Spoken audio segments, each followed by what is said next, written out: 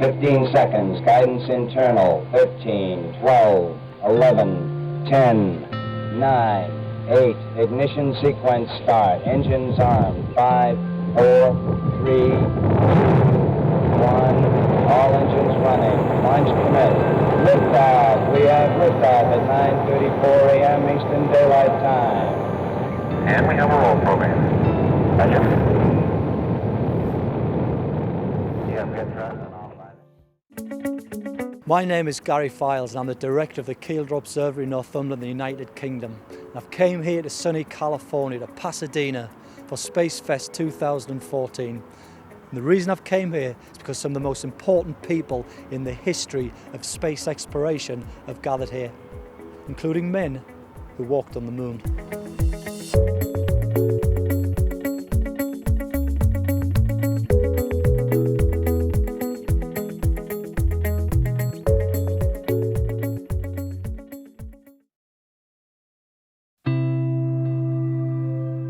Dave Scott is an American engineer, retired US Air Force officer, former test pilot and former NASA astronaut.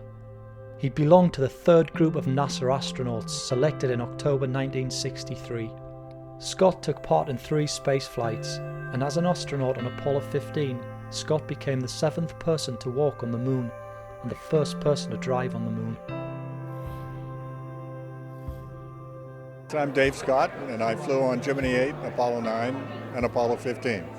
Wow, incredible. Apollo 15 was a phenomenal mission because of a great experiment. Could you tell us a little bit more about that and the people who might not be familiar with what that was? Well, part of what we tried to do is demonstrate some science on the moon. And of course, we did a lot of geology, but at the end of the mission, we thought we'd try something a little different to prove the principle of falling objects in gravity fields. So I dropped a hammer and a feather, and hoping they would hit the ground at the same time as proposed by Galileo, and they did, which confirmed his theories and his experiments, and actually verified that we would be able to come home. Well, in my left hand I have a feather, in my right hand a hammer. And I guess one of the reasons we got here today was because of a gentleman named Galileo a long time ago who made a rather significant discovery about falling objects in gravity fields. And we thought that where would be a better place to confirm his findings than on the moon. And so we thought we'd try it here for you. The feather happens to be appropriately a falcon feather for our falcon. And I'll drop the 2 of them here, and hopefully they'll hit the ground at the same time. How about that? Proves that Mr. Galileo was correct in his findings. A wonderful experiment. It's one I use regularly back home at the observatory when we're talking to people, especially the children with outreach. Dave, if there was a message you would like to give the next generation of scientists, to try to enthuse the next generation to go into this type of field, to explore our universe and find our true meaning of our humanity and our place in the universe, what would that message be from a man who actually walked on the moon? Well, I would say select something you really enjoy doing. Hopefully something scientific that can contribute to society, and then do the best you can do every day. Every day, do your best to learn so that you can then develop your skills and make a contribution, as well as learn more about the universe and the earth and how we all work.